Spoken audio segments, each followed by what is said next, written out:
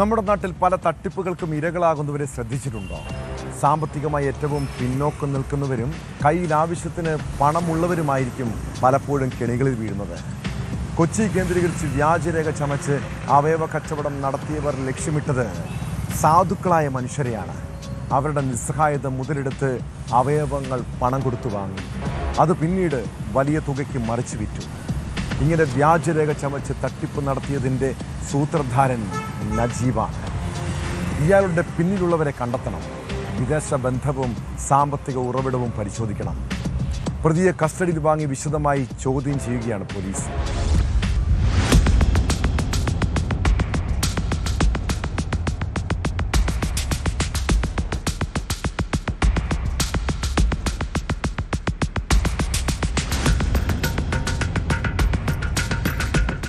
കോലഞ്ചേരി കോടതിയാണ് കുന്നത്തുനാട് പോലീസിന്റെ അപേക്ഷ പരിഗണിച്ച് നജീബ് കല്ലൻട്രയെ കസ്റ്റഡിയിൽ വിട്ടത്.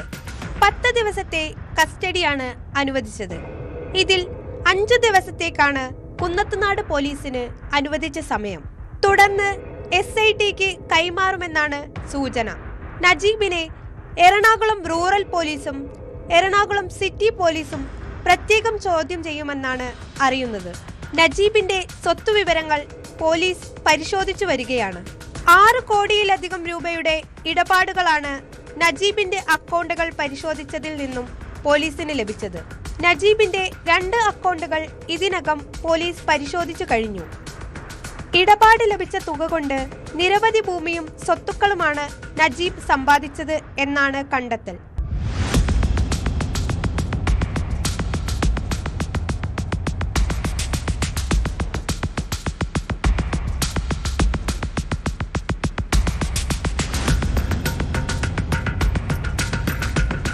പ്രതിയുടെ വിദേശ ബന്ധം പരിശോധിക്കുമെന്നും പോലീസ് വ്യക്തമാക്കി. തമിഴ്നാട്ടിൽ നജീബ് വലിയ ശൃംഖലയാണ് ഇതിനായി ഉപയോഗപ്പെടുത്തിയതെന്നാണ് കണ്ടെത്തൽ. വിദേശത്തുള്ള സഹോദരനെ പറ്റിയും അന്വേഷിക്കുമെന്ന് പോലീസ് അറിയിച്ചു.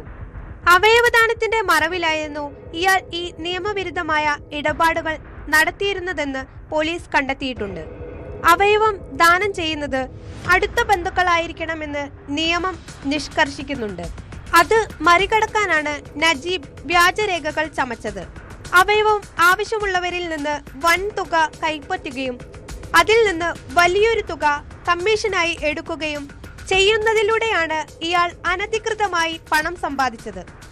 സ്വീകർത്താക്കളായ ആളുകളിൽ നിന്നും പണം തട്ടിയതായും വിവരമുണ്ട്. 2 മുതൽ 5 ലക്ഷം രൂപ വരെ പലരിൽ നിന്നുമായി ഇയാൾ കൈപ്പറ്റിയ ശേഷം മുങ്ങിയിട്ടുണ്ട്. നിലവിൽ 2 അക്കൗണ്ടുകളുടെ വിവരങ്ങൾ ലഭിച്ചിട്ടുണ്ടെങ്കിലും മറ്റുള്ളവരുടെ പേരിൽ ബിനാമി അക്കൗണ്ടുകൾ ഉണ്ടോ എന്നും പോലീസ് സംശയിക്കുന്നു.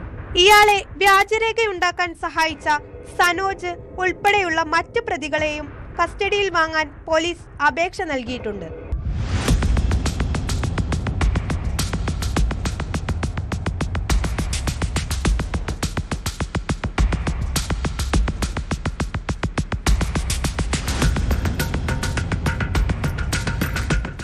വരും ദിവസങ്ങളിൽ കേസിൽ കൂടുതൽ അറസ്റ്റുകൾ ഉണ്ടാകാൻ സാധ്യതയുണ്ടെന്ന് പോലീസ് വൃത്തങ്ങൾ സൂചിപ്പിച്ചു.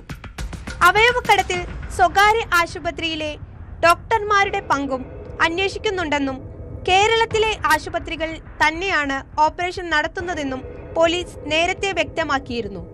5-ലധികം ദാതാക്കളെയും സ്വീകർത്താക്കളെയും തിരിച്ചറിഞ്ഞിട്ടുണ്ടെന്നും സ്വകാര്യ ആശുപത്രി അധികൃതരുടെയും ഡോക്ടർമാരുടെയും മൊഴിയെടുക്കുമെന്നും പോലീസ് സൂചിപ്പിച്ചു. പല ജില്ലകളിലായാണ് തട്ടിപ്പ് നടത്തിയിട്ടുള്ളതെന്നും കഴിഞ്ഞ ദിവസം പോലീസ് വ്യക്തമാക്കിയിരുന്നു. നജീബിന്റെ ഇടപാടുകൾ രേഖപ്പെടുത്തിയ ഡയറി കേന്ദ്രീകരിച്ചാണ് നിലവിൽ അന്വേഷണം പുരോഗമിക്കുന്നത്. രാജ്യാന്തര ബന്ധം അന്വേഷിക്കാൻ കൊച്ചി സിറ്റി പോലീസും പ്രത്യേക സംഘത്തെ നിയോഗിച്ചിട്ടുണ്ട്. Kochi city deputy police commissioner Shahin Shah, Thrikkakara assistant police commissioner Manoj Kumar എന്നിവരുടെ നേതൃത്വത്തിൽ Ambalamedu, info park, Udayamperoor police ഇൻസ്പെക്ടർമാരും 4 സബ് ഇൻസ്പെക്ടർമാരും ഉൾപ്പെടെ 15 പേരടങ്ങുന്നതാണ് SIT ഹോൾഡ്.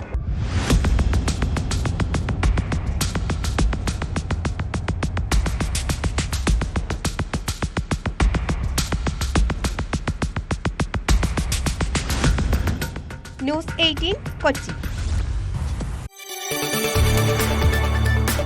കൂടുതൽ വാർത്തകൾക്ക് news 18 Keralam YouTube channel subscribe ചെയ്യുക.